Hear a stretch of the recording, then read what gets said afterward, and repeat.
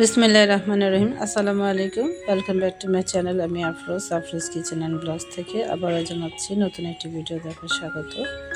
আজকে আমি আপনাদের মাঝে কোনো টিপস শেয়ার করবো না, আজকে একটি ব্লগ ভিডিও নিয়ে আপনাদের মাঝে হাজির হয়েছি। আশা করছি আমার প্রিয় আপুরা আমার সাথে থাকবেন। বছরে অন্তত একটি দিন আনন্দের মাঝে কাটান, এই উদ্দেশ্য নিয়ে এই ভিডিওটি আজকে আপনাদের মাঝে শেয়ার করব।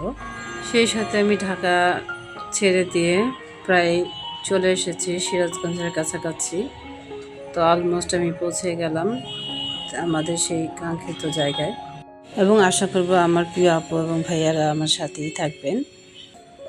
তো এখানে রাস্তাগুলো যে এত চমৎকার ছিল, আসলে খুবই মনোরম পরিবেশ। তো এখানে কোনো যান্ত্রিক দূষণ নেই, তো অক্সিজেনের অভাব নেই।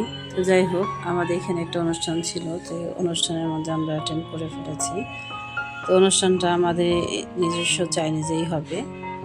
তো আমরা কিন্তু অলমোস্ট আমাদের চাইনিজে চলে এসেছি, আর এখানে এসে আমরা ভীষণ আনন্দ করছি।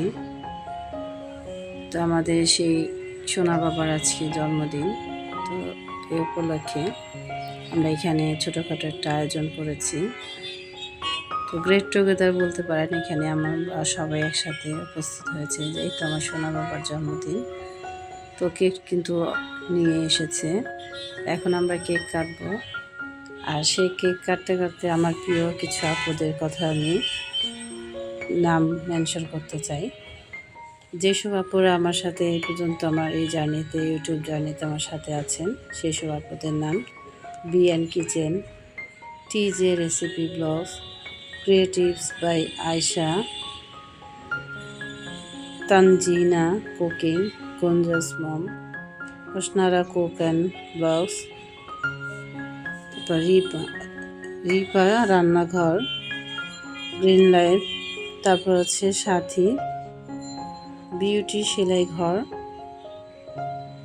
শিলা উইথ ভিউয়ার্স, তানবীর মাসুদ, আরও অনেকে আছে, এই মুহূর্তে তার অনেকের নাম মনে পড়ছে না। রুমনা আক্তার, নার্গিস আক্তার, রত্না আক্তার, তারপর হচ্ছে Mariyam lifestyle, Shahida village blog, Afrin Ila blogs, Noor Ayesha, তিনি ওয়ার্ল্ড, আরও আছে কোরিয়া বাংলা লাইফস্টাইল,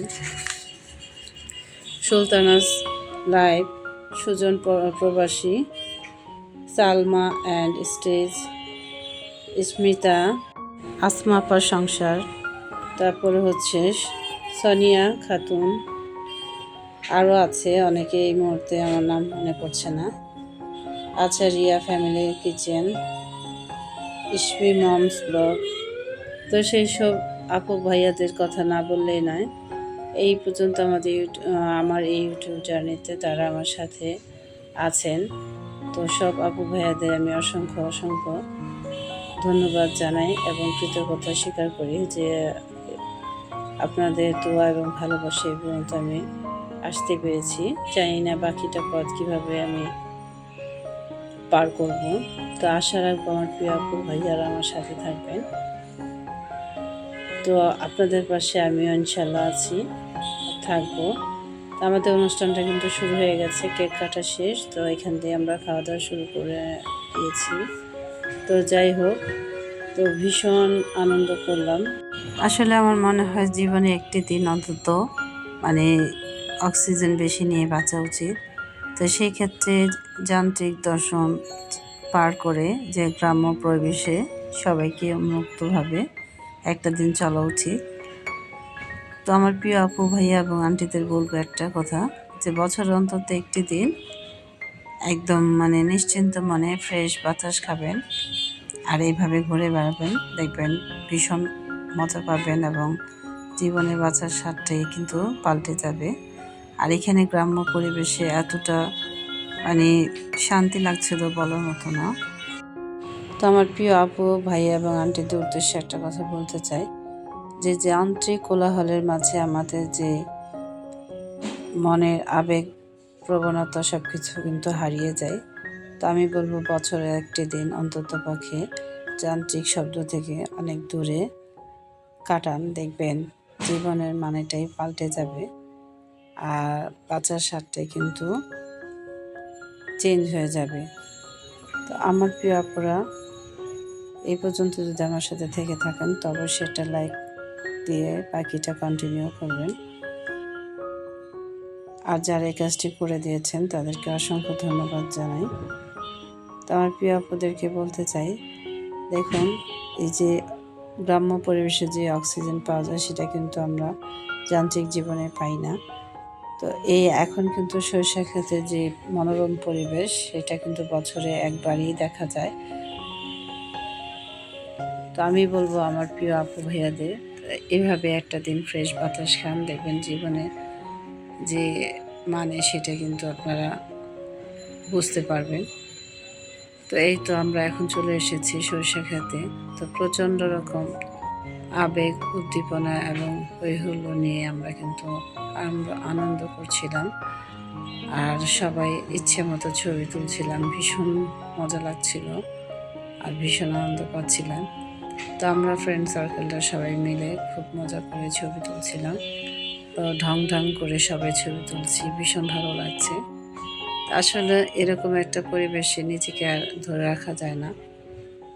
তো আমি আমার প্রিয় আপুদেরকে বলবো, জীবনে বাঁচতে হলে বাঁচার মতো বাঁচুন, এইভাবে নিঃশ্বাস নিয়ে বাঁচুন, দেখবেন জীবনটার মানে পাল্টে যাবে। তো আমরা পরিশেষে চলে এসেছি যে আমাদের নিজস্ব খামারে মাছ ধরার জন্য। এই খামারে প্রচুর মাছ ছিল, এখানে কিন্তু আমরা বড়শি দিলেই মাছটা ধরা যাচ্ছে, এরকম একটা অবস্থা। তো যাই হোক, আমাদেরকে আবার সাহায্য করছিল আমাদের এই খামারের লোকজনরা। তো ওরা বড়শিতে খাবার দিয়ে দিচ্ছে, আমরা এখানে পানির মধ্যে ফেলছি। আর মাছ যখন খেতে আসছে তখন আমরা টান দিলে কিন্তু মাছগুলো উঠিয়ে ফেলতে পারছি, মানে ধরে।